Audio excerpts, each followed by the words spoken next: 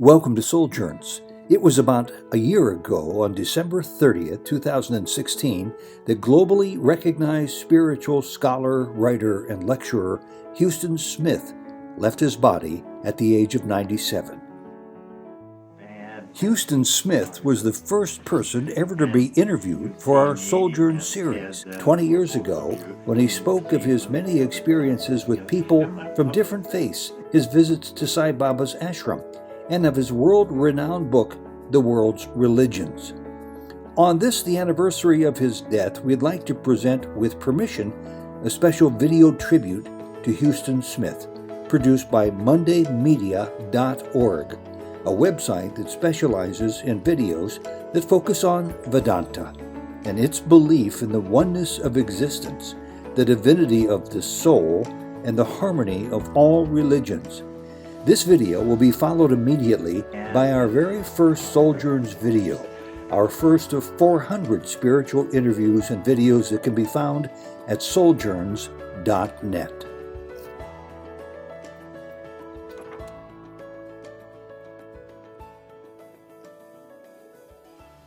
I am delighted to be here. Assalamu alaikum, Pax Domini Vobiscum, peace be with all of you. First of all, I would like to introduce my dear friend, Huston Smith. Professor Huston Smith will say a few words first.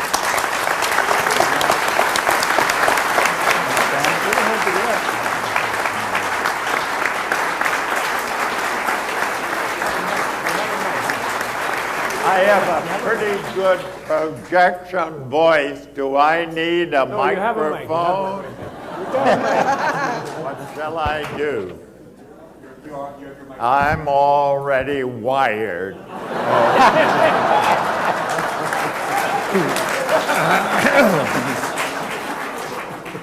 Well, my instructions were to welcome you. And here we are, deep into the afternoon program. Well, welcome. And welcome, friend. My life flows on in endless song. Above earth's lamentation, I hear the real, though far off hymn that hails the new creation. No storm can shake my inmost calm, while to that rock I'm clinging. It sounds an echo in my soul. How can I keep from singing? I'm Bill Moyers. When it comes to the comparative study of religion, Huston Smith literally wrote the book. The World's Religions, or The Religion of Man as it was once titled, has been a perennial bestseller for decades and a staple of introduction to religion courses. I remember reading it when I was a young seminarian almost 50 years ago.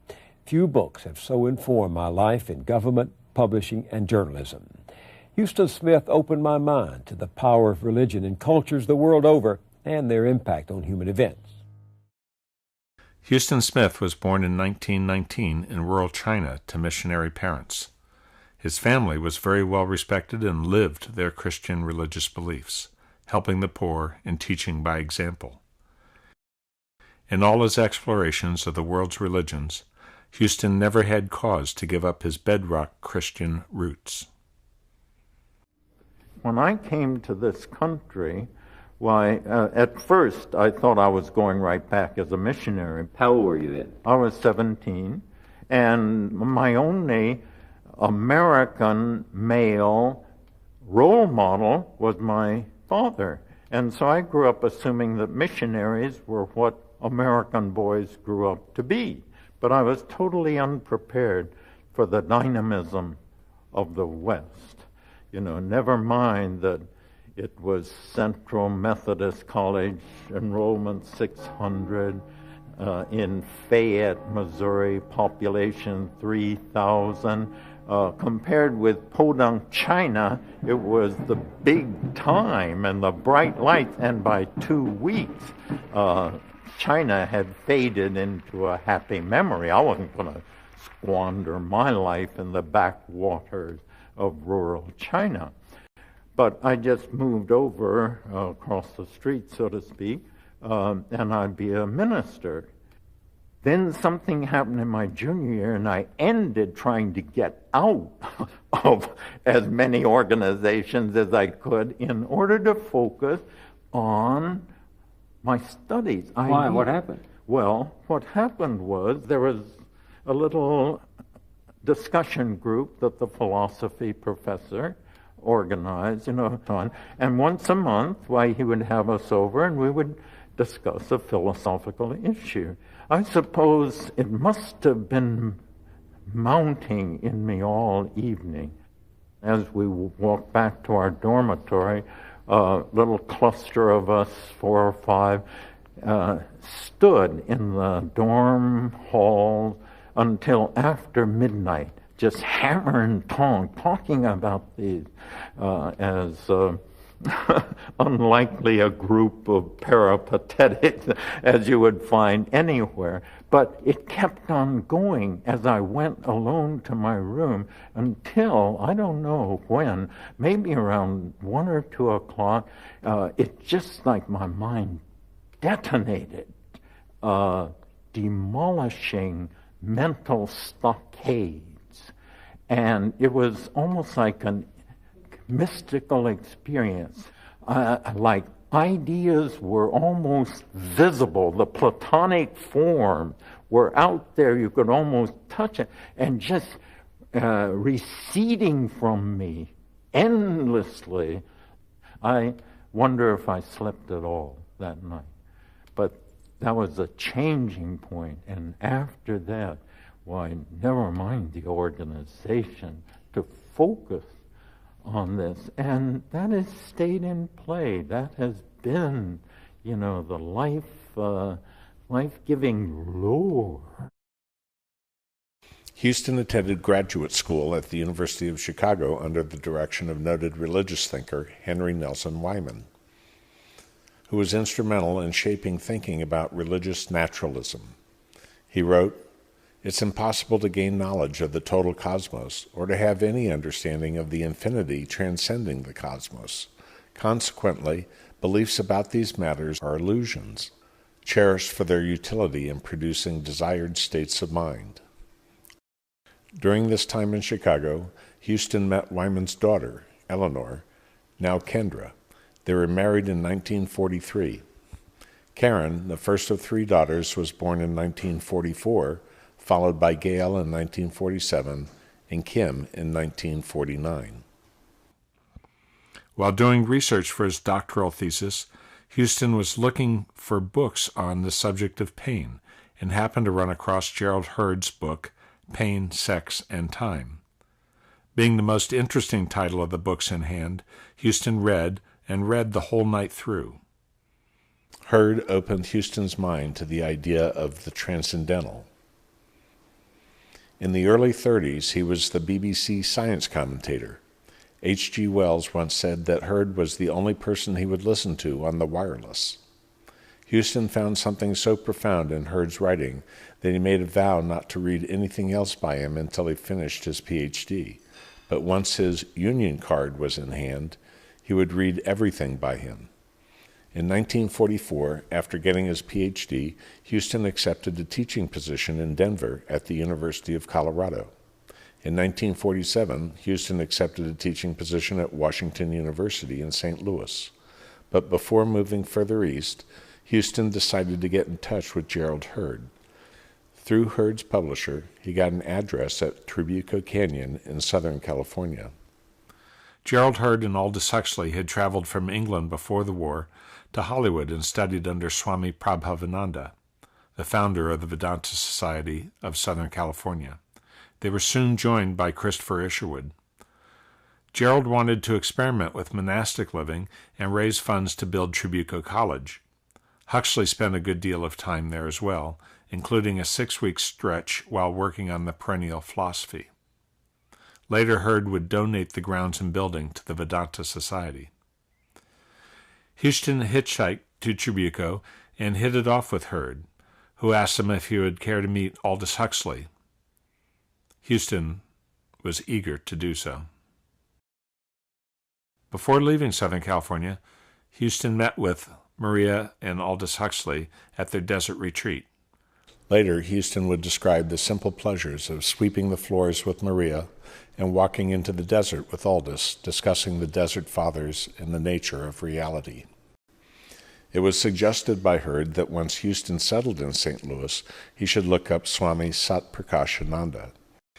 At first, Huston found it a little exotic, a Swami in orange robes and Hindu trappings, but on his way out he buys a copy of the Upanishads and for the second time of his life stayed up all night reading. What struck him was that so much truth was packed into so few words. At Washington University, the dean has decided that the school should broaden its outlook to include courses that would give students a perspective on the world. Since World War II, a broader worldview would perhaps help the cause of world peace. Since Huston is the new man in the philosophy department, he is given the assignment.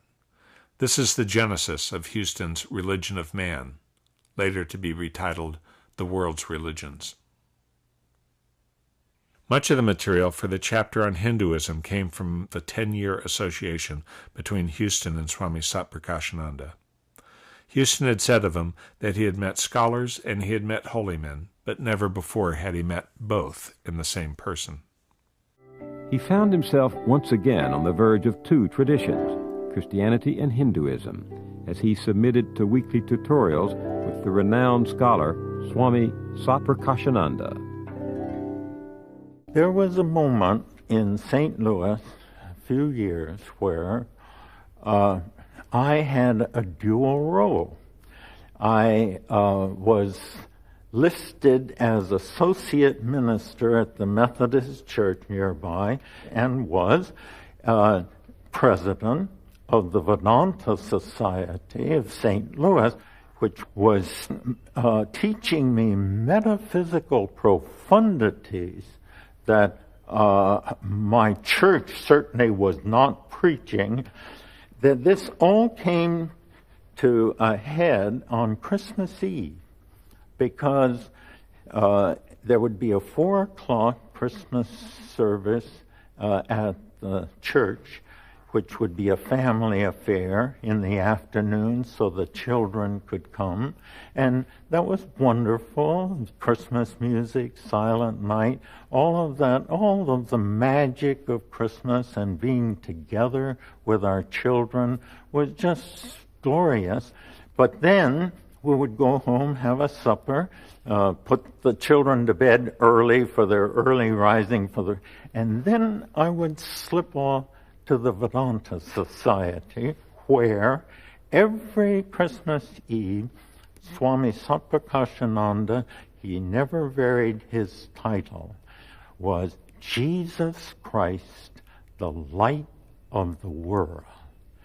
And even though in the Methodist Church there was all the happiness of the family togetherness, when it came to spiritual depth, what he said, the Swami said about the incarnation, fed my soul more than any Christmas sermon in the Methodist Church. The reason? The Swami literally believed in the incarnation, that God had metaphysically become a human being. Now you see, I'm a living witness to the fact that I have drawn spiritual succor from an alien tradition, which, however, was true to the metaphysical teachings of original Christianity more than my church, which had been diluted by modernism. Huston and Kendra were among the founding members of the St. Louis chapter of the Congress of Racial Equality, CORE, which carried out sustained nonviolent campaigns from 1947 to 1957, which were among the earliest in the nation to end racial segregation in public accommodations. Kendra participated in lunch counter sit-ins, and Huston brought Martin Luther King to speak at the still segregated Washington University and worked within the administration to fully desegregate. Huston had tremendous contribution to the Vedanta Society of St. Louis. He was the president of our society. He brought his students from the Washington University to Swami Sat Prakashananda and introduced them with the Swami. Then in 1951, Swami Sat Prakashananda wanted to buy a house. And there was a little racial prejudice in that area at that time. The owner of the house did not want to sell the house to Swami. So the present house was bought in Huston and his wife Kendra's name. Then Huston transferred that property to the Vedanta Society. In 1955, Huston's lecture series on the world's religions is televised through National Educational Television, NET, the predecessor of PBS, which gave many Americans their first exposure to Zen, Vedanta, and Islam. We're going to talk tonight about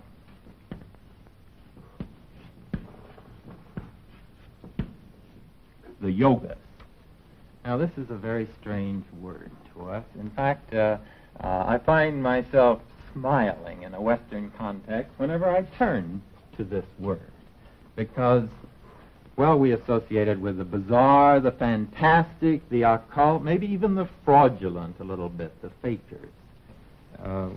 This is where we come to the famous yoga position, and I want to just show you what this is. There's always a little humor involved in this because it's so strange to us. But nevertheless, I think we ought to know what this is. They say the most effective position, which will still the mind, is the so-called yoga, the lotus posture. It doesn't go very well with shoes, which is why I've taken mine off. Actually, it doesn't go very well with trousers either, but we'll forget about that tonight. You put one foot up here in the lap, then all you have to do is to bring the other foot around like that. The spine must be completely straight. Now they say when you get used to this, the point is that this will put your mind at rest and keep out the bodily distractions better. The lecture series became the book, which was first published in 1958 and has since sold millions of copies. Huston's TV series and books have introduced Vedanta to millions of Americans, including householders, monks, and nuns of the Ramakrishna order. There's two ways of meeting Huston. There's one way through his books, and there's the other way of meeting Huston, which is through meeting Huston and actually being with Huston and experiencing the joy of being with Huston. I'd already met Huston through the books before I met the human being Huston. And I was very impressed by the books. I think a lot of us were deeply moved by that Religions of Man, what later became the world's religions. First of all, he can write. Second of all, there was something coming from the inside which was very different from other books that I'd read on religious studies. What particularly impressed me was meeting him and seeing that tie in. Because you had a man who was a person who was obviously a practitioner, who was coming from his experience as a scholar from the inside out, not from the outside in. So you had the feeling of total, even more than sympathy. It was a deep empathy which carried through. And it makes a huge difference when you read something to have that sense of it being an experiential. Professor Smith said, you know, when I first started reading in Buddhism, particularly Daisetsu Suzuki and others, I determined that I really wanted that Satori experience. Whatever it was, he said, I determined I had to have it. And he said, my friends told me that I was whoring after enlightenment. And he said, perhaps I was, but I knew I really wanted that experience. So I sat for a long time at Myo-Shinji, and Myo-Shinji means the monastery of the wonderful mind, the wondrous mind. The abbot at the time, first thing he did was put his hand on my shoulder, And he said, oh, kind of bony. He said, well, we'll be careful. And I thought, that's ominous, but I didn't know what it meant. So I found out later that if you're sitting in the hall and you nod, if your head drops or if you get drowsy, they will encourage you with the stick. And there's a very formal way to do it. The jikijitsu, the monk who has the stick, will touch you on the shoulder from behind, and you're facing the wall. And you will put your palms together, do a gasho from your seat, and then lean your head to the left, and the monk will take a full swing, kind of like an overhead serve with a tennis racket, and smash down. And as Professor Smith was describing this, clearly he was reliving this experience, because he said, well, I nodded my head and I felt a tap on my shoulder. And he went on to say, I put my palms together, I knew what to do, and I leaned my head to the left. And he said, and then that monk, with this piece of lumber in his hands, reached back extra hard and came down with all his strength on my body. And he said, it wasn't so much excruciating, it was paralyzing. He missed my connecting tissue and hit me right on the shoulder blade. And the monk was very embarrassed that he missed. Now, it could be that Professor Smith was so skinny that there wasn't much area to hit, but at any rate, it was bad form to hit the bone and to actually contact your skeleton. In 1958, Huston accepted a position at MIT and moved his family to Boston. In 1960, Huston is given a budget to bring a guest lecturer for a semester and calls on his friend Aldous Huxley. This creates a sensation. The lecture series is wildly successful, creating traffic problems throughout the Boston area and an overflow-packed hall. Huxley suggests that Huston should contact Harvard professors Timothy Leary and Richard Alpert, who are doing research on the effects of psychedelic drugs on human consciousness, which might hold religious significance. The point that interests me is that whereas the ordinary, everyday experience is, of course, absolutely essential most of the time, it's not the only possible experience. There are also other types of consciousness, I mean, the artist type, the mystics type, and so on, which have empirically an enormous value and may help people to live less self-centered and more charitable lives and more understanding lives. In 1962, Smith participated in what would later be called the Good Friday experiments, meant to induce mystical experiences through religious settings while under the influence of LSD, mescaline, and psilocybin. At the time, these drugs were not only legal, but considered quite legitimate research subject. In 1967, while traveling in Tibet, Huston makes what he calls the single most important empirical discovery of his career. While listening to the Tibetan monks chanting, he hears and recognizes that each monk is producing multiphonic chords from their voices.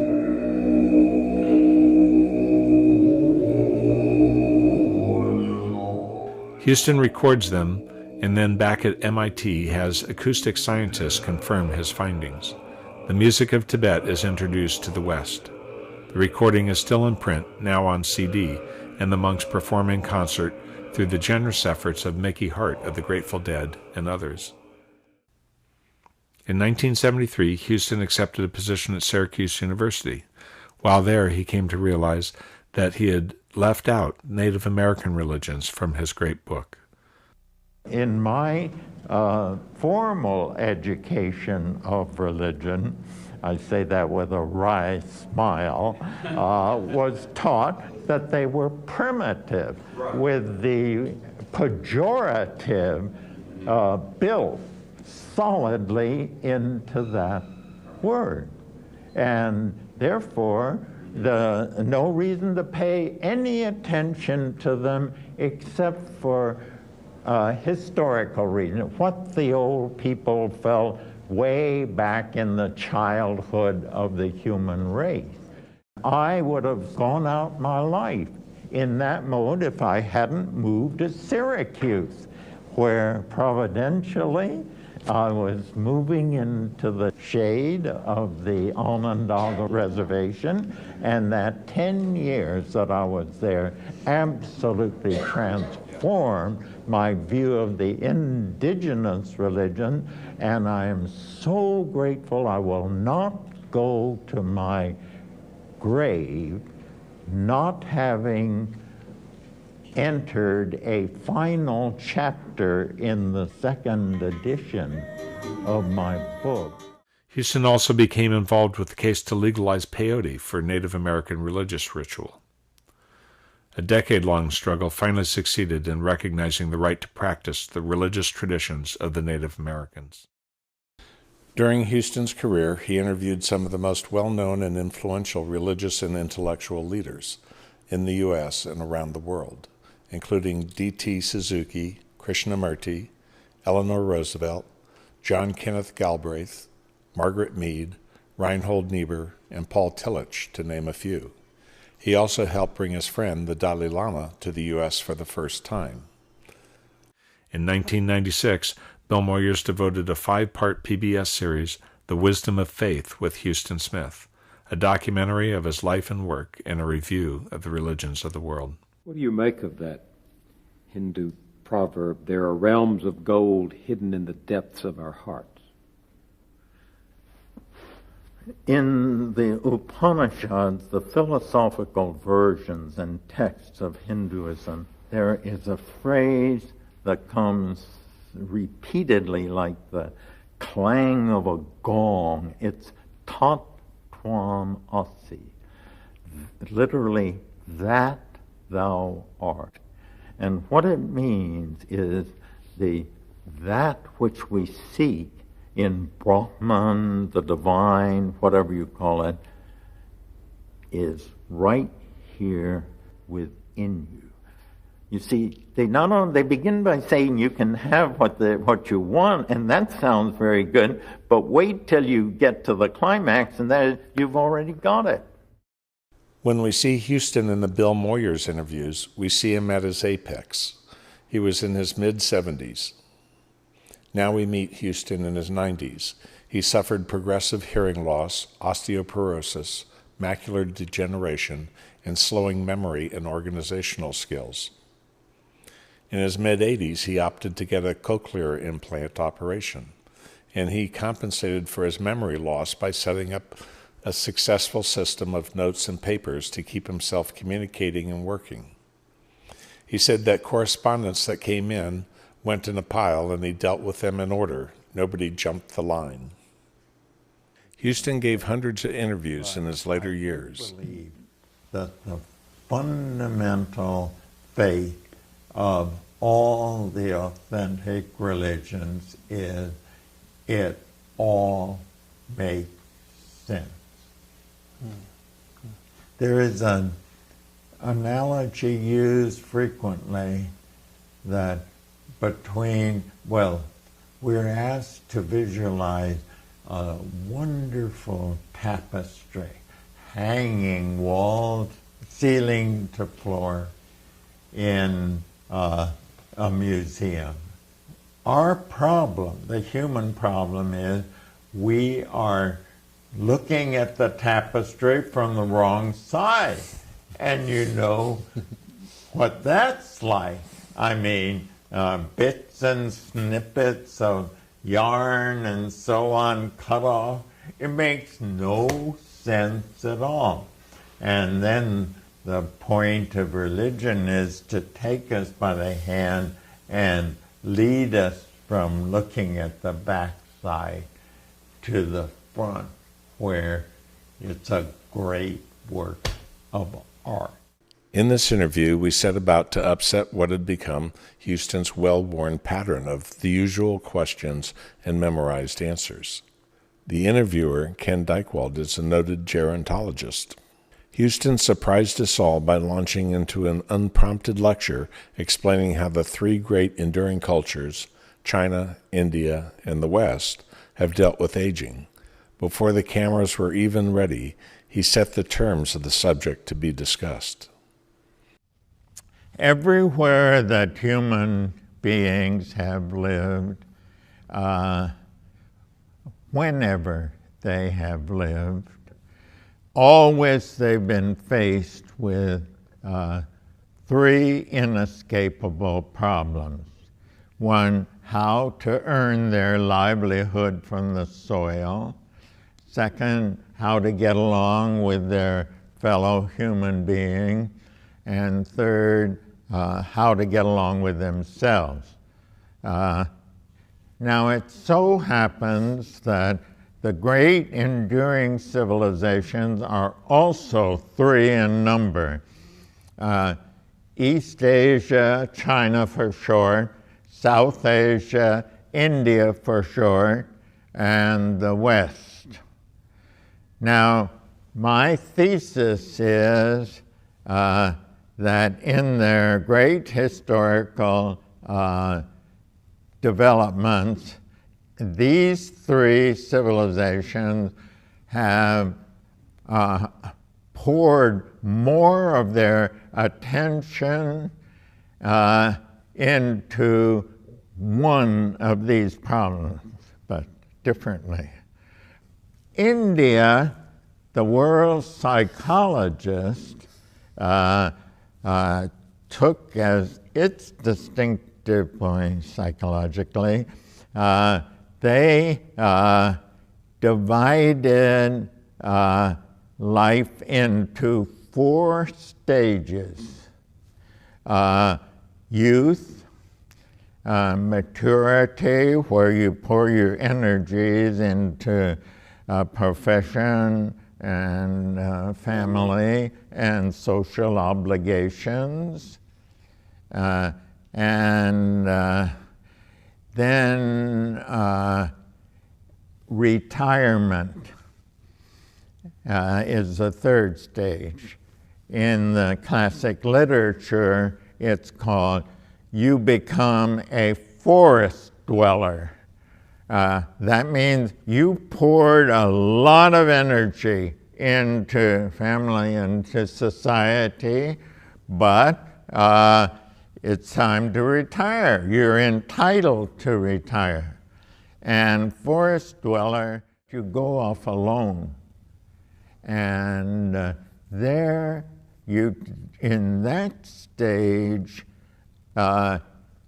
your prime responsibility is to think through the meaning of life so that there will be some understanding of this human venture before it's all over. That's retirement. And I'll just sandwich in how different that is from us. For us, retirement means sort of R&R. Now, not so for them. You've got the responsibility to understand what life is all about. And then the final stage is, a technical word is renunciation. You renounce even this privacy, this solitude to think these through. You come back into the world to put into practice what you have figured out. As long as he was physically able, Huston attended the annual Memorial Day retreat in Olima, hosted by the Vedanta Society of Northern California. Huston's North Campus home in Berkeley was nice but humble. For years, Huston and Kendra sponsored a multi-generational Tibetan refugee family. They lived in a detached, converted garage apartment. This family proved to be a great blessing for Huston and Kendra as Huston's health declined. As Huston's physical condition weakened, the Tibetan family moved into the main house to care for him. At that point, there were 3 generations in the family, including a toddler and 2 rescue dogs. The family slept upstairs in what used to be Huston's bedroom and office. Huston slept in the downstairs bedroom, confining himself to the ground level, and Kendra slept in the garage apartment. During this time, he worked on his official biography and a personal memoir, his co-authors helping to compensate for Huston's diminishing abilities. He was not ready to give up, which made his extended hospice period so intriguing. When people came to visit, Huston knew who they were and would rise to the occasion. When we visited, he spoke about Swami Satprakashananda and how much Swami had meant to him. Similarly, when Swami Chaitananda visited, he again talked about Satprakashananda. He was in hospice, at times at death's door, for a total of 2 years and 8 months. We can only guess at what was going on inside. Huston died on December 30th, 2016. A service was held at Grace Cathedral in San Francisco on April 1st, 2017.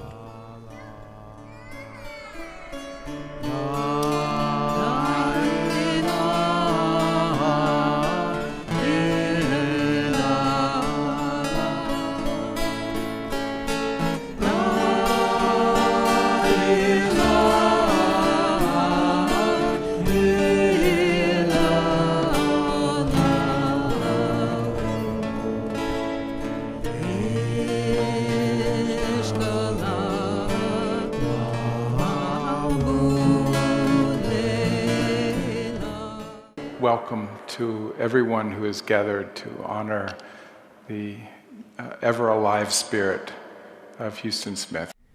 In his 80s, Huston told me that he and Kendra had solemnly agreed to new ground rules for him. No more than 1 local talk per week, no more than 2 out-of-towners per month, and no more than 2 international talks per year. In his last couple of years, Huston was confined to bed. You'd expect some world weariness, but whenever I visited him, as if bemused by his condition, he would begin by singing, "Don't get around much anymore." And lately, during a visit when he had barely enough strength left to speak, he began to recite from memory the Edna St. Vincent Millay poem, God's World. Slowly and with great feeling, he found these lines. "O world, I cannot hold thee close enough. Thy winds, thy wide gray skies, thy woods this autumn day that all but cry with color. Lord, I do fear you have made the world too beautiful this year." So many of us here today found someone we were looking for when we found Huston. Our lives, it seems, had somehow disclosed to us the reality of the sacred, and we wanted to know more. Because we sought knowledge, we were looking for scholars. With a doctorate in philosophy from Chicago at age 25, Huston qualified. Because we were students, we were looking for teachers, and Huston was a gifted one, made sharper still by his early embrace of the rigors of television. Because we were readers, we were looking for writers, and Huston loved to write. He sometimes said his favorite way to pray was with a pencil in his hand.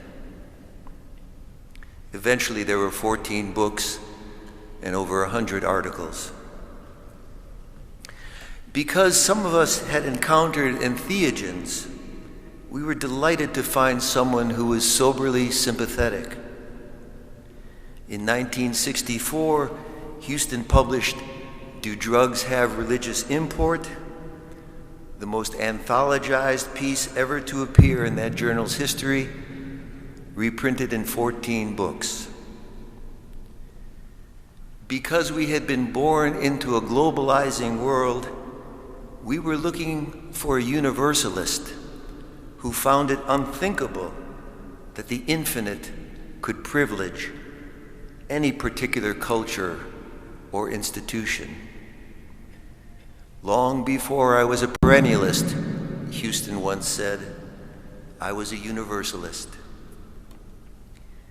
And because we were hungry for authenticity, we were looking for someone who laid himself open to traditional methods of attunement to the ground of being, as Huston did.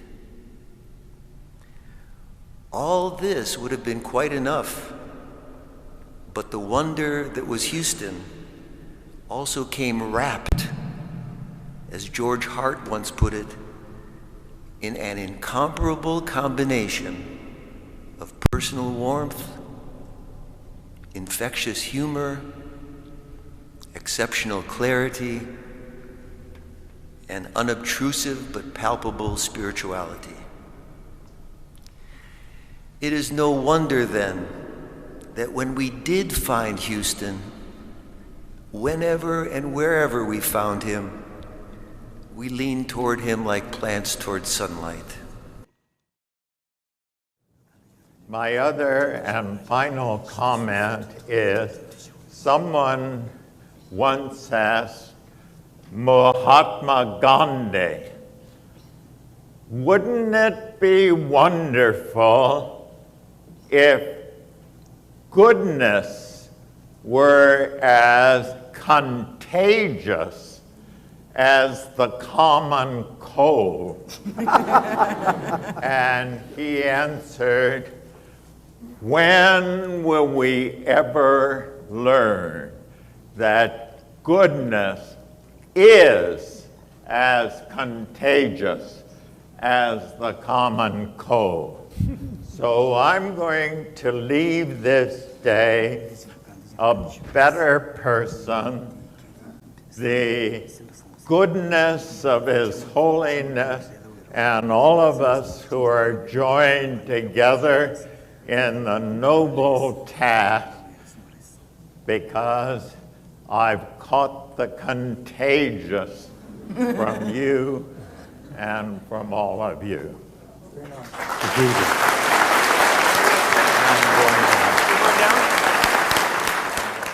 Because Huston was profoundly deaf, he couldn't hear the thunderous standing ovation he was receiving. Like Beethoven, he had to be turned to face the audience.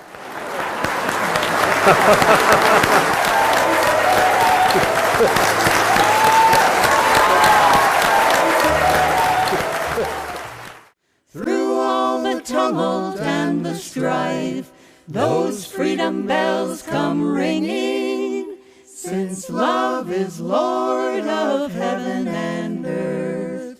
How can I keep from singing?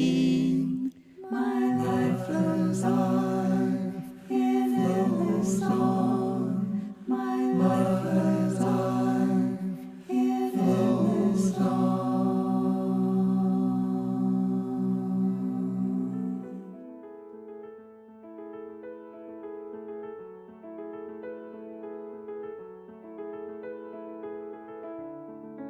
If you take the average American and put him or her in a motel room with no television, no radio, no USA Today, no reading matter for 24 hours, why, he would be coming to me, a therapist, to deal with me. He would be driven up the wall.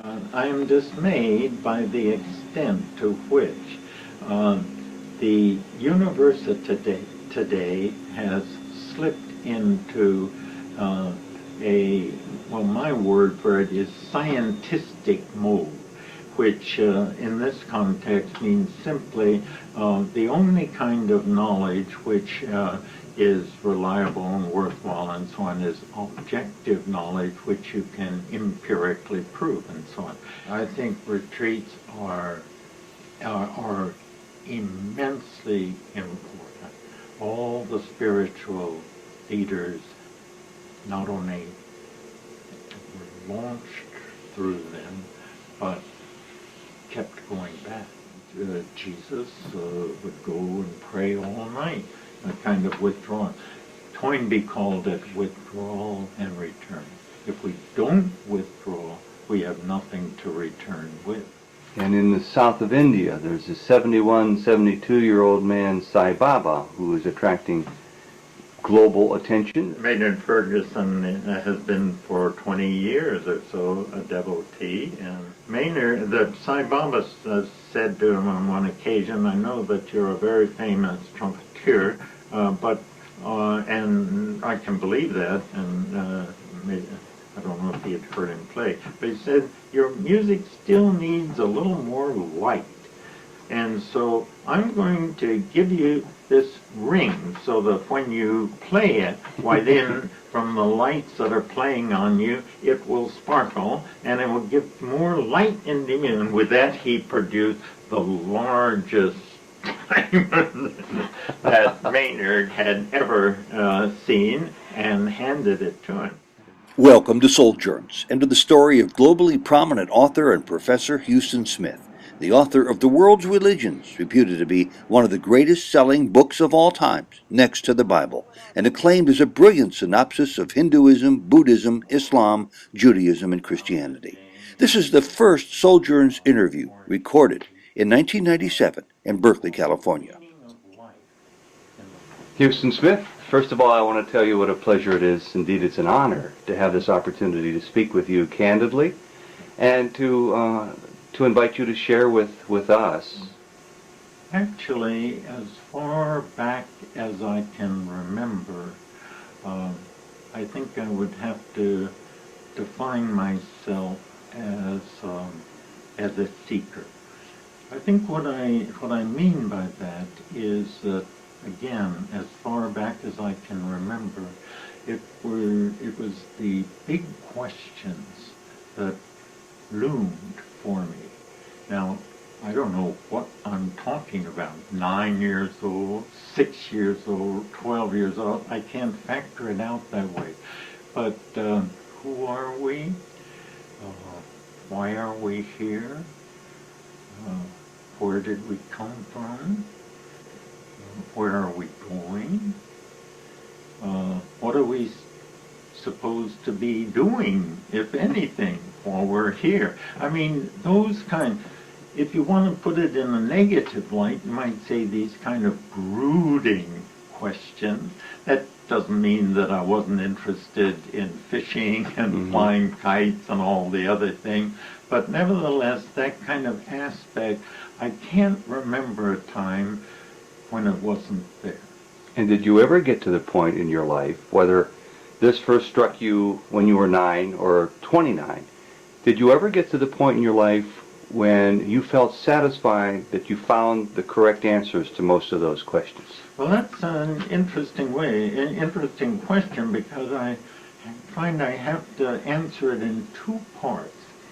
With regard to the general trajectory, why, I would again say that whether it was instilled into me by my parent, my home life, or whether I came to it, no, probably more I was conditioned to it, the trajectory has always seemed pretty clear and in place. And the other half, the second half, is, of course, the specifics.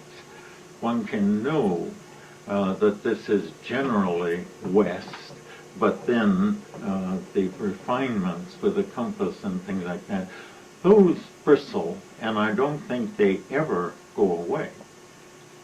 So it's that two parts, the general trajectory has really never been in serious question for me.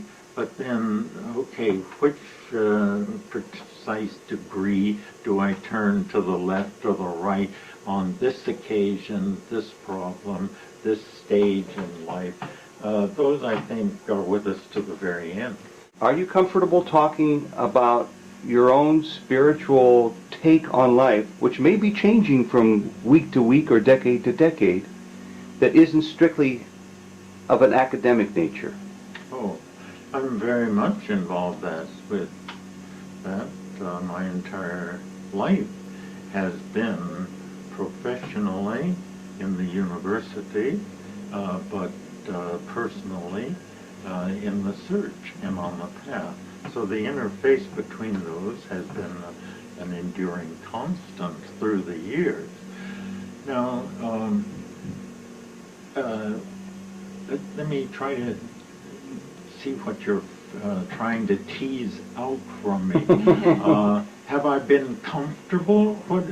Say something more. Okay, what's your opinion on this, the media's concentration on what we think of as being new spirituality, knowing that there's nothing new? Right. Now, I'm being very informal and casual. I'll be very glad to speak to that, but I realize that I lost track of your previous question because, and put it to you, whether to go back to that, and that is whether I have felt that my spiritual interest in life has been out of place on the campus. So shall I say a word about that before going to the New Age? Also, Huston, I just want to say, one thing Ted's asking is for your permission to ask you questions about your personal beliefs. We would like to learn from what you've learned. Well, you feel free. Thank you. So these two, like saying I'm in the public domain, whatever that comes to, large laughter. So back to spirituality on a campus of academic pursuit. Well, Bill Moyers asked me that and pushed me pretty hard on that question, and I was glad that he did. He asked if I felt at times like I was going the wrong way on a one-way street. You may recall that question. And no, I never thought that I was going the wrong way. Now the others may be, but no, let me just say at the start, the university has been very good to me. And I cannot, with all the flaws I keep reiterating, and I think we ought not to gloss over, I can't imagine a vocation that would have given me as much personal satisfaction. So I say that just to make sure that I'm not coming from sour grapes. I get along with my colleagues, and they, as I say, they use my books and the like. However, it's like a lover's quarrel. And the other side of it is that I am dismayed by the extent to which the university today has slipped into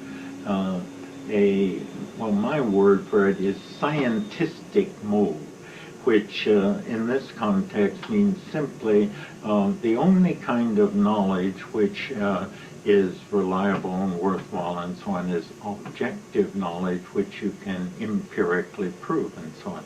And this has driven religious studies teachers, who are the new kids on the block, to emphasize the objective, demonstrable aspects of religion, like what are their holy days and what do they do in their rituals? Objective, historical, empirical facts. Now, those are not unimportant, but if I can quote scripture, these things ought ye to have done and not left the others undone. The real source of religion is inward.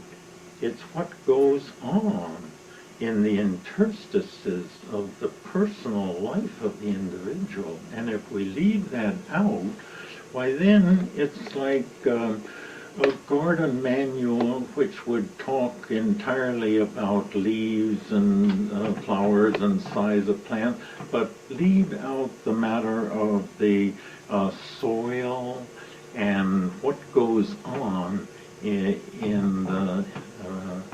that kind of process. So it's the totally objectivizing and giving the outside external fact, but scant attention to what the inner vision that quickened the light and actually caused the outpourings of these manifestations of holy days and ritual, not attending to the real source, core, generating spirit that produces these things. So that's what I've had to live in. But I've had no trouble. I've never been called by anybody as that I'm trying to proselytize. It's very easy to do. In fact, Flannery O'Connor put it wonderfully that, the Catholic story, right? She said what she tries to do in her stories is to get people looking and glued in a certain direction, and then hit them over the head with a 2x4 and they won't know what struck them. So what one does is, and it's very easy, I don't talk about what I believe, I talk about what they believe. And that makes it objective because I'm reporting as accurately as I can. But I find that if I do justice to what they believe, it is of such nobility and worth and power, or it would not have generated these traditions and millions of people over there. If it did not have that worth, why then the students will see that worth, and I don't have to argue for it. Now that's for that problem. Where are you today that you know you weren't 5 months ago in your spiritual realization?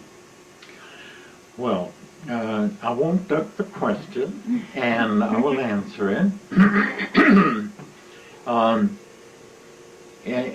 There is a very definite content to this. I only hesitate because the answer may not be as new age upbeat as one might.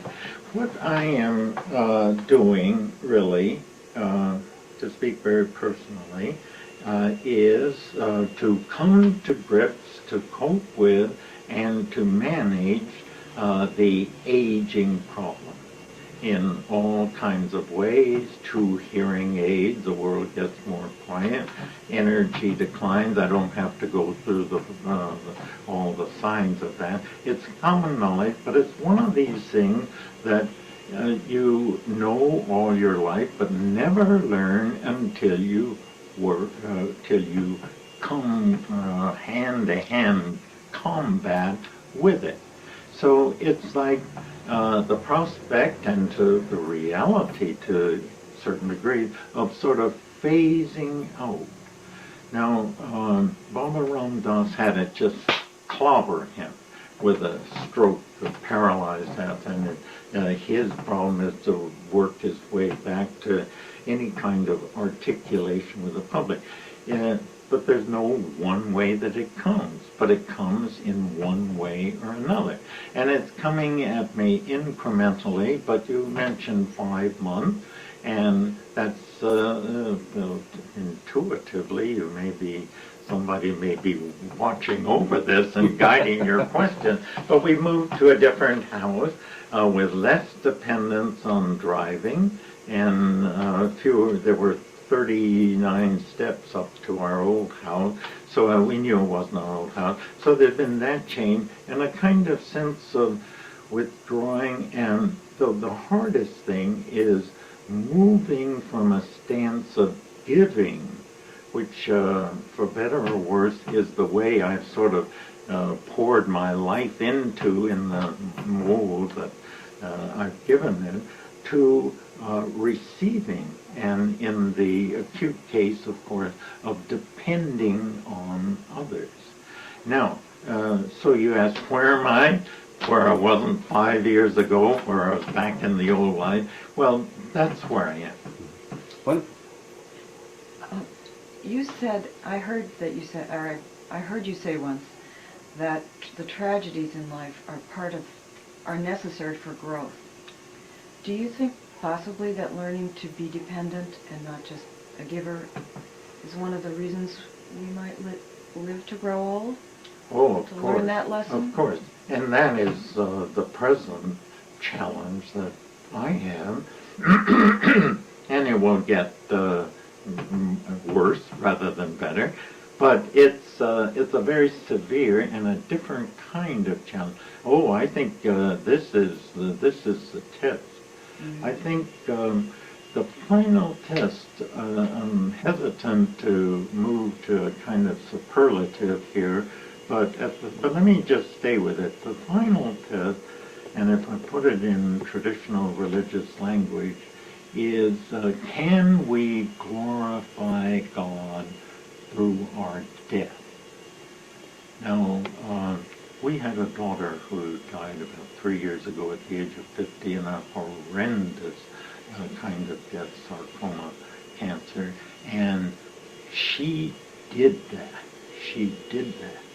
And if only, well, that would be my challenge, not to become bitter, resentful, complaining, but to really glorify God in these situations. If we cannot do it then, why, I won't go so far as saying that our whole life has been a failure, but at least we have not risen to the supreme test, and as the Indians would say, we have to come back and do it better next time. That leads to one of my questions. You're talking about spiritual growth throughout our lives and the lessons that life presents us with, or you call them tests, I guess. A challenge, opportunities. I like to call them opportunities. Yeah. Do you believe, have you come to believe, after all your studying and thought, that our spirit does continue to learn after we leave this body? Oh yes. I have a friend, Charles Tart, who teaches psychology at Davis, and his entire focus has been on the paranormal in psychology.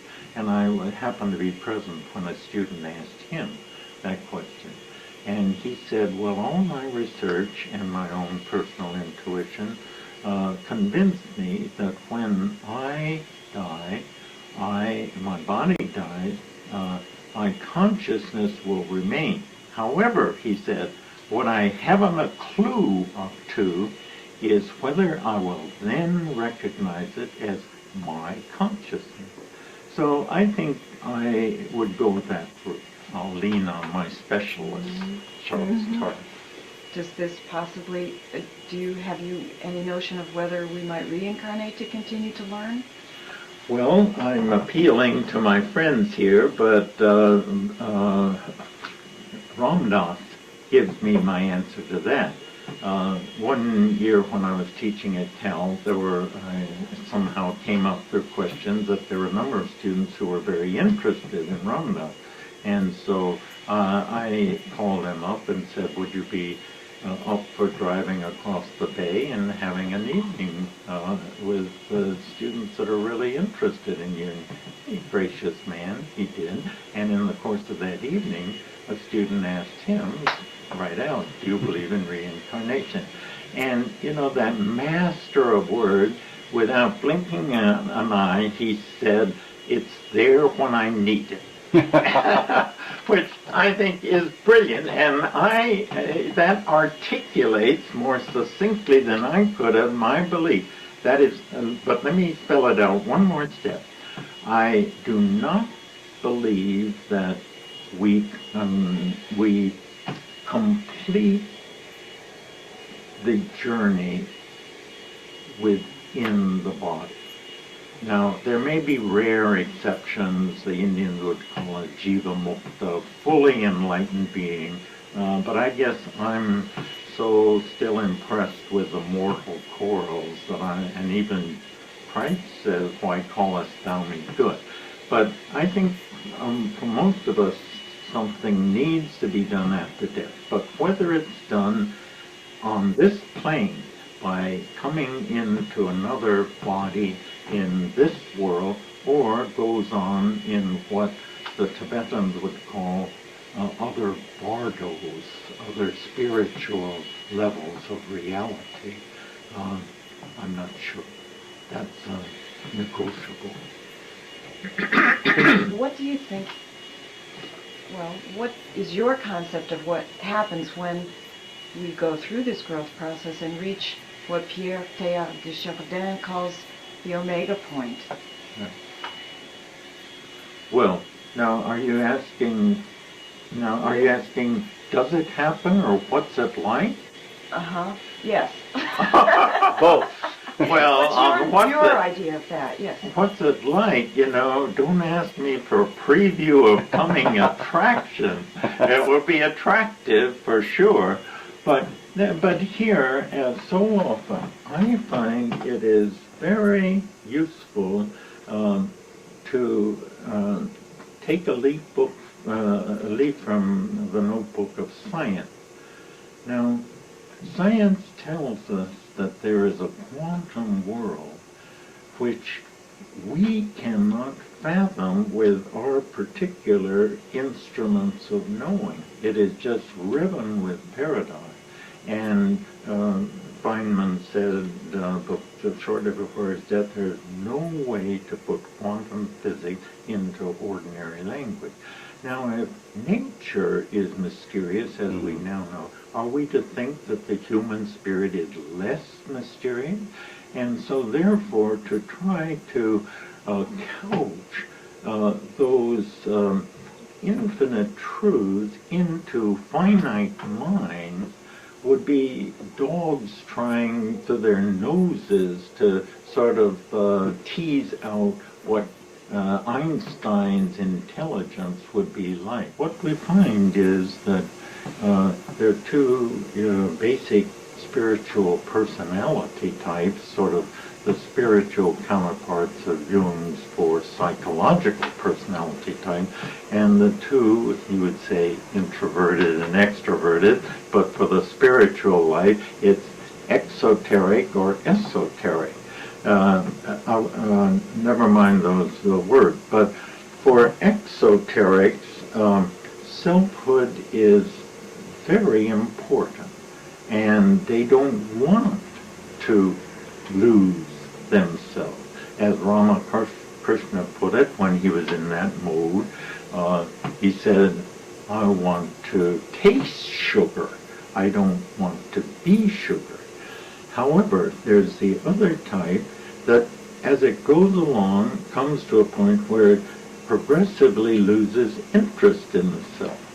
And if we put it in terms of the beatific vision, the beatific vision is so arresting, so commanding, that 100% of their attention is focused on that, and they have zero for the question of who is looking at this vision.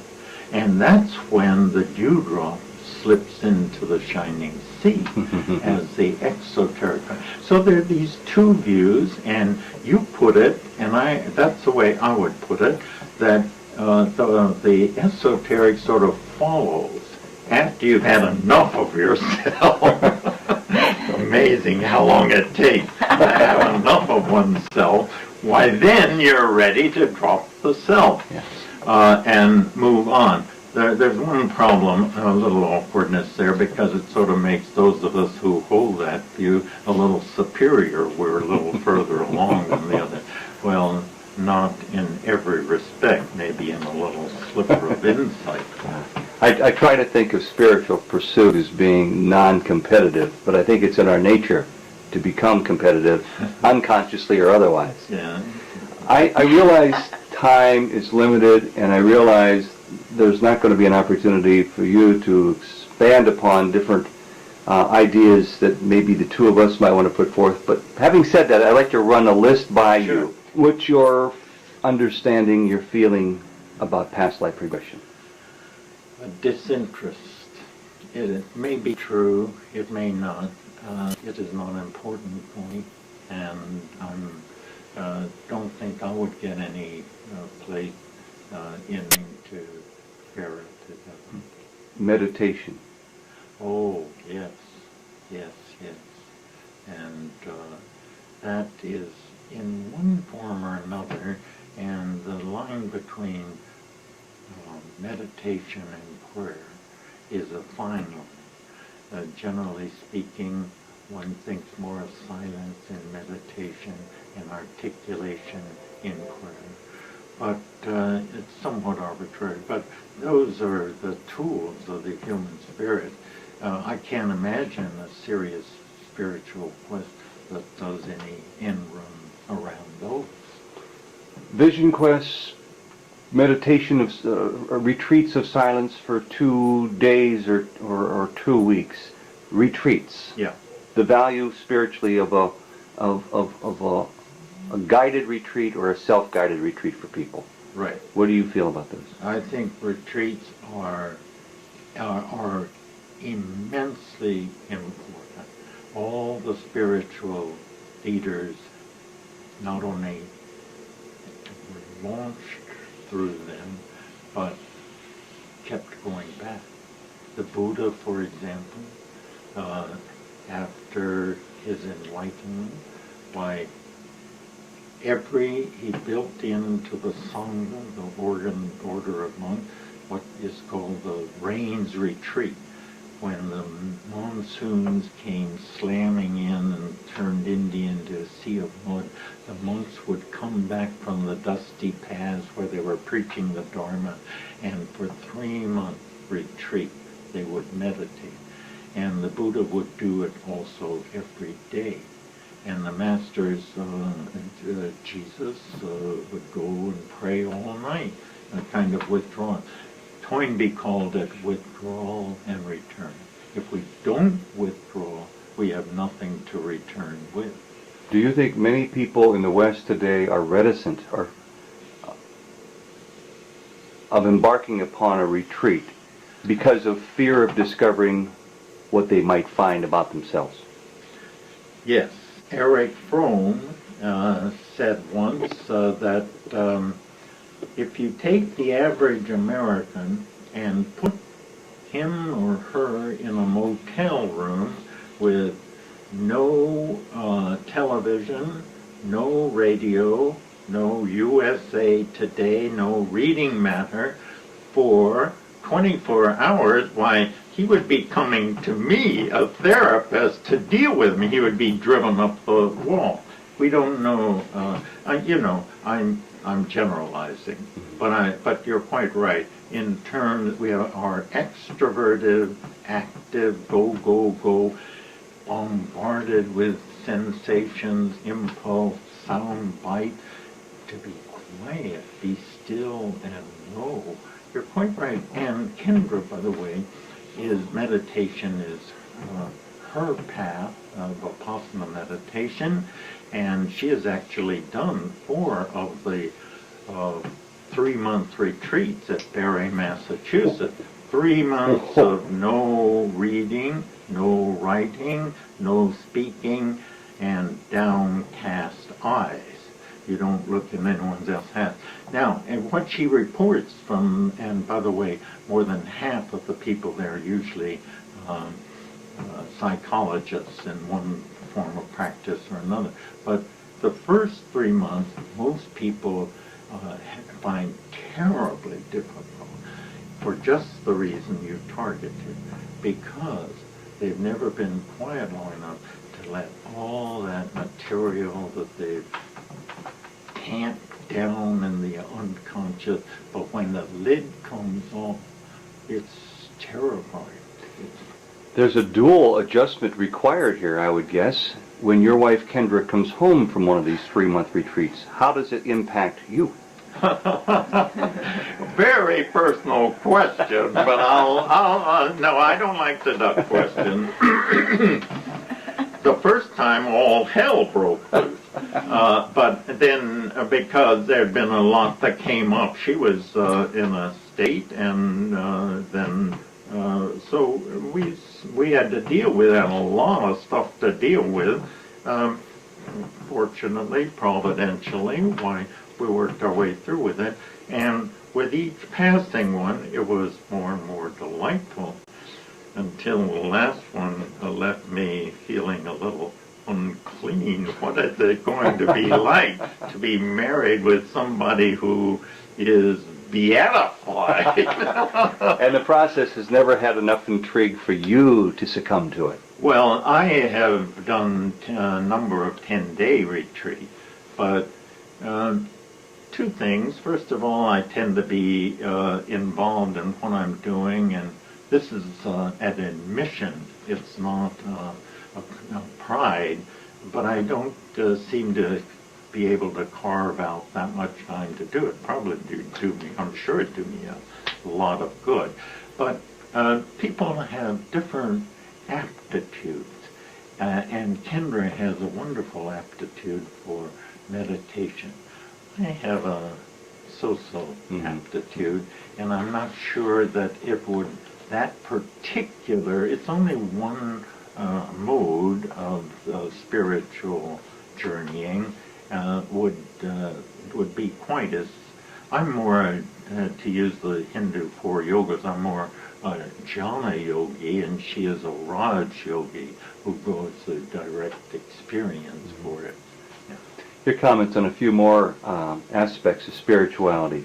Miracles. A friend of mine tells me, who grew up in the Philippines, what we think of as miracles in the West are not our everyday, not everyday events, but not superhuman, but merely normal, natural in the East. Yet I think even in the East there is a concept of miracles. Do you give it much thought? Yeah. Or is it like... No, I think that's a valid thing. And I think we can divide it into two parts. First of all, there are what the Sanskrit, the word is siddhis, or powers. And certain people can cultivate certain powers. By the way, in passing, certain people are born with certain powers. But then a miracle is different from that in that it happens through divine action and is not something which is humanly produced even by adept. I value all three.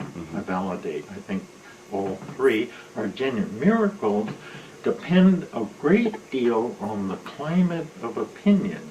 Even Jesus, when he went to areas where nobody believed in him, there was no faith, why, he couldn't do any miracle. And so I think we have developed a kind of shield through our excessive materialism, scientific outlook. It has inculcated an attitude of disbelief in them, and as a consequence, they are not able to get through as often as they were in the past. That's my own personal view on it. Spiritual personalities. I'm tempted to ask where you are in your understanding and of people from Pope John Paul II to Billy Graham, but I'm actually more interested right now in knowing of your awareness of an emerging world personality, national personality, spiritual figure, whose teachings, whose spiritual path is growing in prominence, that might be not a household name yet among people throughout America, throughout the world. Yes. Are there people on the horizon like that? No. I see people that I value to the heaven. One just passed away, Mother Teresa. His Holiness the Dalai Lama, Thomas Merton, a Native American that I was very close to before he died, are just paragons and just so heartening to the rest of us of the possibilities of the spiritual quest. But as far as any concrete figure, all of those were set within existing tradition. And as for anyone coming over the horizon that might generate a new religion with some of the scope of the traditional one, they may be there, but I don't see them. What about the attention that's being, not that this follows on the last comment, but the attention that's being focused for the last decade and a half on Medjugorje in Bosnia, former Yugoslavia, about the apparition of the Virgin Mary, which I don't believe has been sanctioned by the Vatican yet, but nonetheless it continues to draw tens of thousands of people. Yeah, I just don't know. I'm not dismissing of it or in any way supercilious or incredulous, but I just don't know. There may be something. I suspect that there is something valid there, but whether it is exactly as the overt reports indicate, I just do not know.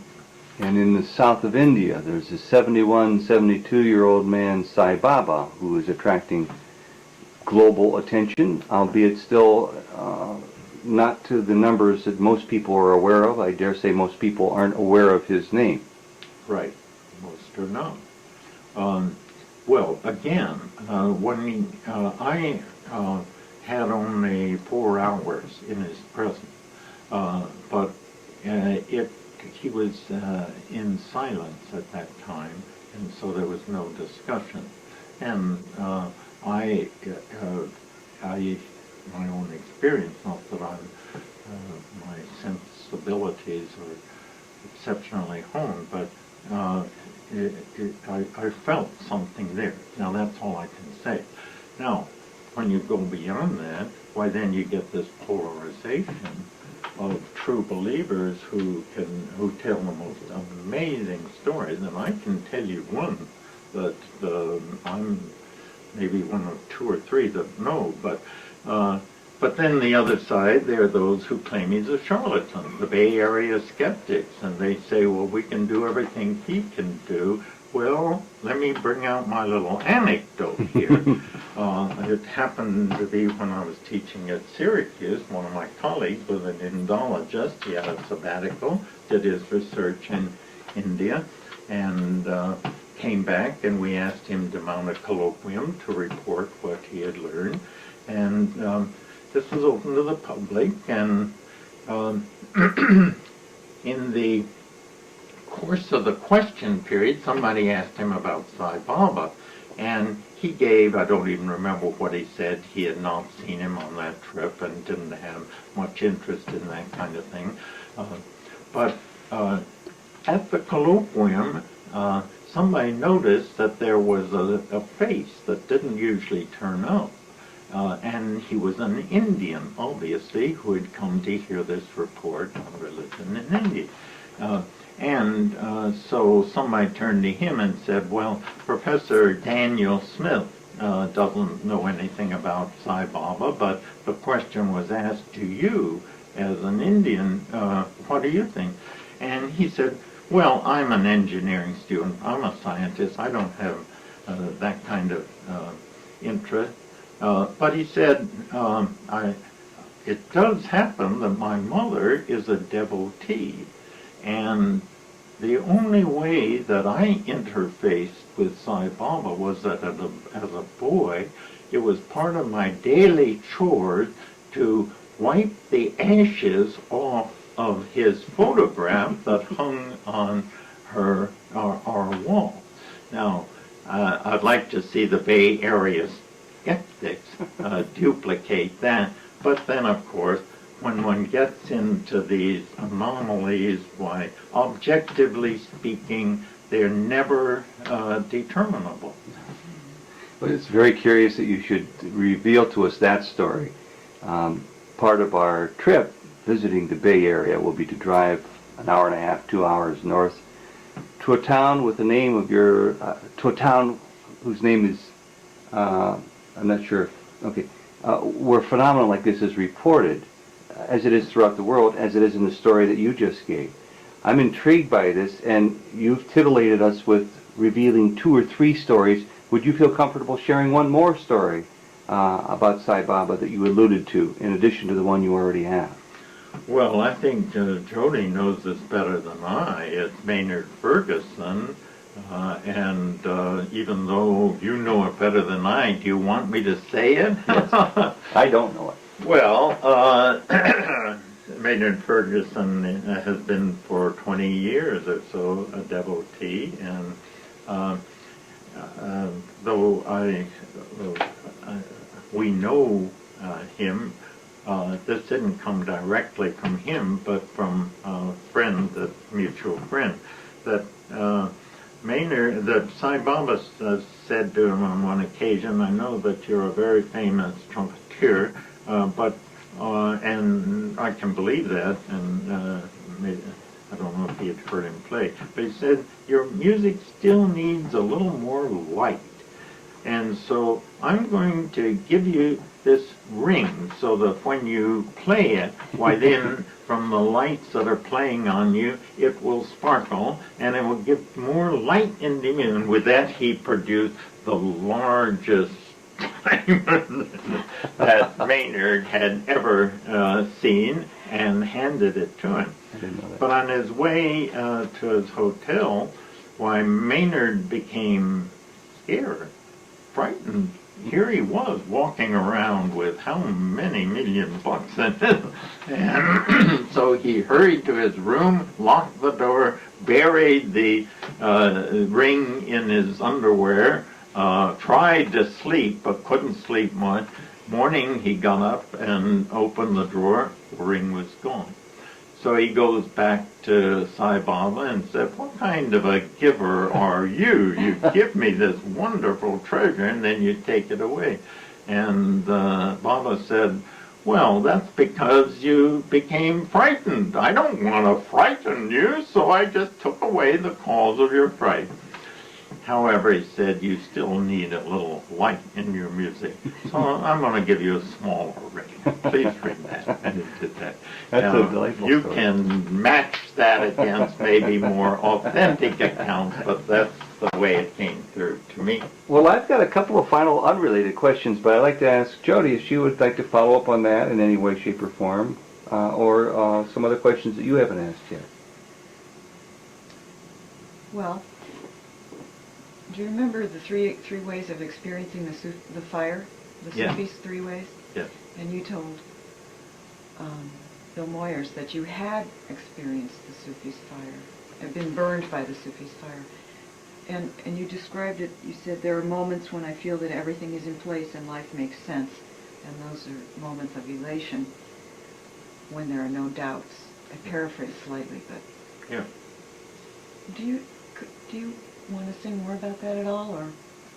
Well, simply to affirm that they exist, and epiphanies, they're sometimes called, and everybody gets them.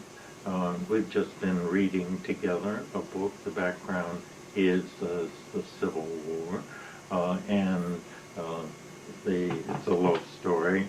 The young woman is separated from her lover and hope may never see him again, roaming around trying to exist. But even for her, and I almost remember when it came in with agonies, ordeals that seem never to live up right, and the words were, "On a day such as this, she could not imagine how her world could be improved. She did not think it could be done." So those moments come, and they are epiphanies, and they come gratuitously to everybody with varying degrees of intensity and frequency. But of course our problem is their encouragement. But of course it's not our human lot to hold them in place. We never get life pinned like a ball of mercury that we try to get pinned under our thumb and it goes scooting out. And that's the way it is with life. We never get it under control. But those things are real and they are just such a blessing. You know, you spoke about dealing with aging. I will consider myself so fortunate if I do half as good a job as you have. And is it your spiritual path that gives you such bright eyes and such a bright smile? No, I think I was consciously resisting those words, but I didn't really hear how your sentence ended. There's a joy that emanates from you, Huston, that's remarkable for someone of any age. Do you attribute that to your spiritual life? Well, again, I want to say two things. That insofar as your perception is accurate, why yes, I would give it all to the spiritual path, but also the powers that drew and elicited that path. But the other part is, and without wishing to throw cold water on a life that needs no more cold water thrown on it, I think it's always well to remember that everyone or put it differently, no one is as good as his public best or as bad as his private worst. And you see me and Ted, well, both of you, in Cleveland the other time we were together, and my public best. That's all right. That's quite good. As for my private worst, we will not probe that question. I have just one final question, and then I'd like to ask you for one final comment. Actually, comments, if you want to make them plural, fine. The last question I will try to express as clearly as I can, but I have trouble with it. My greatest growth over the last decade has come through a heightened understanding of the intuitive voice in us all. That if we become aware of it and exercise it as a muscle, it sort of becomes a pipeline to the water at the end of the well, where there's a limitless amount of water.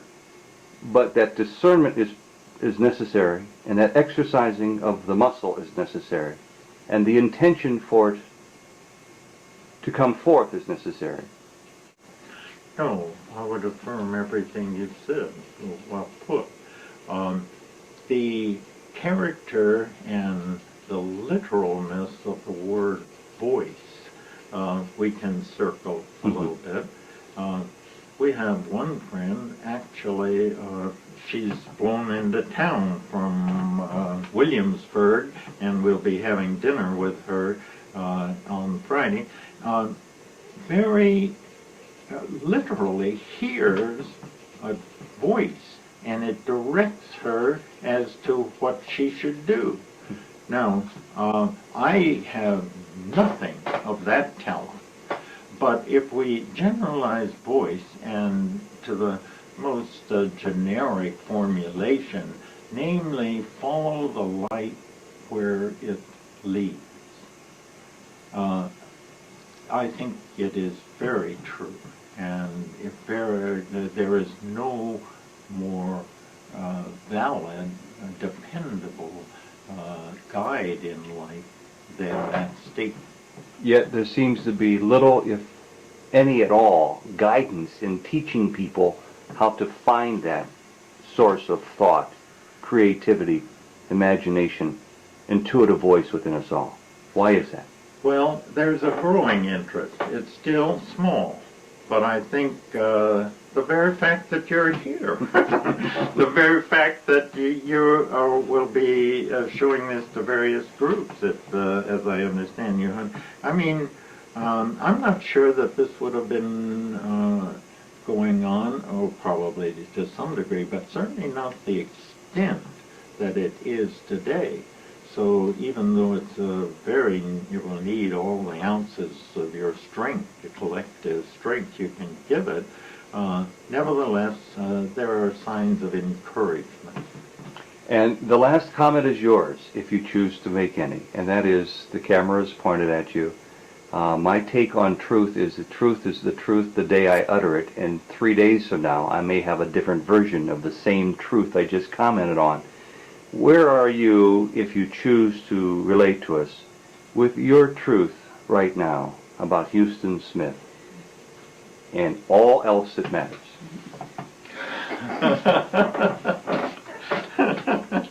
I am not accustomed to the portentousness of these questions and the pronouncements that they elicit. But let me see what I can do. What is the truth for me today? Yes. I go back to your earlier question of what is the opportunity, the challenge for me today, and I've already spoken of that as coming to terms with aging and phasing out of this world. So the most important truth to me is Huston realized that this is the challenge, the opportunity of the moment, and give it your very best. Now you asked, did you ask, that's me, but did you ask or about the world? Yes.